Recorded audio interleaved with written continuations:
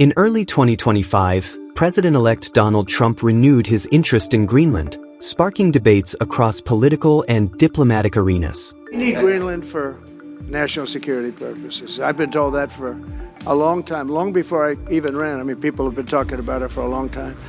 You have approximately 45,000 people there. People really don't even know if Denmark has any legal right to it. But if they do, they should give it up because we need it for national security. That's for the free world. I'm talking about protecting them. At first glance, Greenland, an island known for its harsh climate and small population, might not seem like a prize worth pursuing. But beneath the icy surface lies a complex story of geopolitics, economics, and global strategy.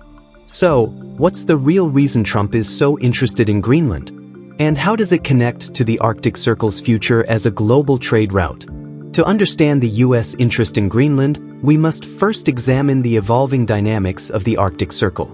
Historically, the Arctic was seen as an icy wilderness, inaccessible for much of the year. But in recent decades, changes in the region have begun to reveal its immense strategic potential. One of the most significant developments is the emergence of new shipping routes. These Arctic trade routes, such as the Northern Sea Route, could dramatically shorten the distance between major global markets. For example, a cargo ship traveling from Asia to Europe can save nearly 2 weeks by taking an Arctic route instead of the traditional Suez Canal pathway. Greenland's location at the gateway to the Arctic positions it as a critical player in the future of global trade. Nestled between the North Atlantic and Arctic Oceans, Greenland is strategically situated along routes that could become the primary arteries of international commerce. These routes, particularly the ones that traverse the Arctic, hold the promise of reducing shipping times, cutting transportation costs, and reshaping global supply chains. Whoever controls Greenland will have an undeniable influence over access to these emerging routes, granting them leverage in shaping Arctic shipping regulations, port development, and trade policies, thereby securing their economic interests for decades to come. The United States recognizes that control of Greenland would also mean control of critical choke points in the North Atlantic, such as the Davis Strait. This narrow passage connects the Atlantic Ocean with the Arctic and is a crucial pathway for vessels traveling between Europe, North America, and Asia via northern routes. By securing Greenland, the U.S. would not only gain an economic advantage but also ensure the free flow of goods and resources, insulating itself against potential disruptions caused by rival powers. But the United States is not the only country with its eyes on the Arctic. Russia, which controls nearly half of the Arctic coastline, has been heavily investing in the region. Over the past decade, Russia has expanded its fleet of nuclear-powered icebreakers, the largest in the world, and built military bases, ports, and infrastructure to capitalize on the Arctic's potential. These icebreakers play a vital role in ensuring year-round navigation through icy waters, giving Russia a commanding presence along the Northern Sea Route, which runs parallel to its coastline. In 2023, Russia unveiled plans to double the cargo capacity of its Arctic shipping lanes, which it now markets as the Polar Silk Road. This ambitious initiative has attracted partnerships with Asian countries eager to bypass traditional routes like the Suez Canal.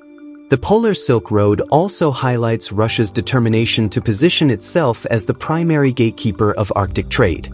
This strategy not only strengthens Russia's economy but also solidifies its dominance in the Arctic, challenging Western interests in the region. Moreover, the Russian government has incentivized foreign investment in Arctic energy projects, further cementing its influence in a region rich in natural resources. Greenland, though not part of Russia's territory, sits at the crossroads of these developments.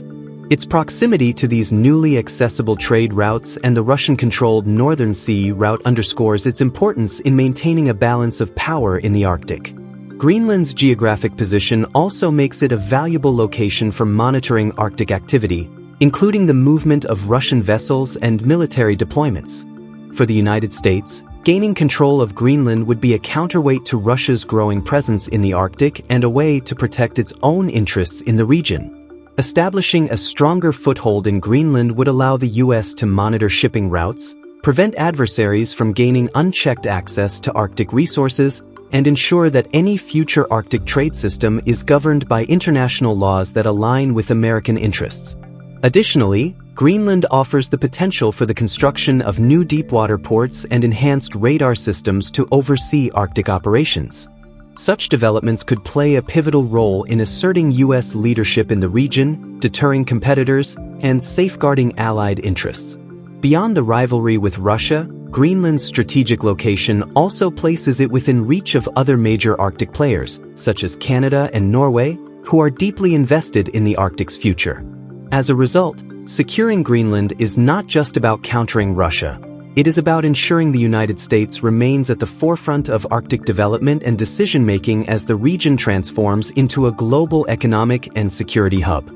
The U.S. already has a foothold in Greenland through Thule Air Base, a critical facility for missile defense and space surveillance.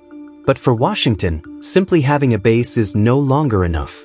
Control over the entire island would ensure unrestricted access to its airspace and waters, enhancing America's ability to respond to threats and maintain dominance in the Arctic.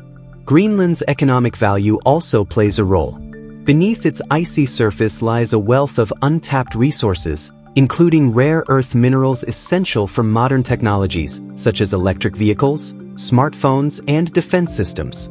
Additionally, the surrounding Arctic waters are believed to hold vast reserves of oil and natural gas, which could one day make Greenland an energy powerhouse. The Arctic has become a geopolitical chessboard, with major powers vying for influence. While Russia builds military and economic infrastructure, China has declared itself a near-Arctic state and invested in Arctic research and development. These moves have heightened the urgency for the United States to strengthen its position in the region, and Greenland is seen as a critical piece of this strategy. But for Greenland, this global competition poses significant challenges. While some Greenlanders see economic opportunities in closer ties with the United States, many are wary of losing their autonomy and cultural heritage. The island's premier, Mute Egeed, has consistently emphasized Greenland's right to self-determination, rejecting any notion of sale or external control. The question of Greenland's future is not just a bilateral issue between the US and Denmark, it's a matter of global significance. The European Union and NATO view Greenland as a critical component of transatlantic security, while other nations stress the importance of respecting international laws and indigenous rights. In the end, Greenland's strategic importance lies in its unique position at the heart of a rapidly changing Arctic. As new trade routes emerge and global powers vie for influence, the island has become a symbol of the future, one where economic opportunity, security, and sovereignty intersect in complex and often contentious ways. The renewed U.S. interest in Greenland is about more than just acquiring land. It's about securing a foothold in the Arctic, countering rivals like Russia, and positioning itself for the opportunities and challenges of a new geopolitical frontier. The real question now is, how will Greenland navigate these competing interests while protecting its own sovereignty and future?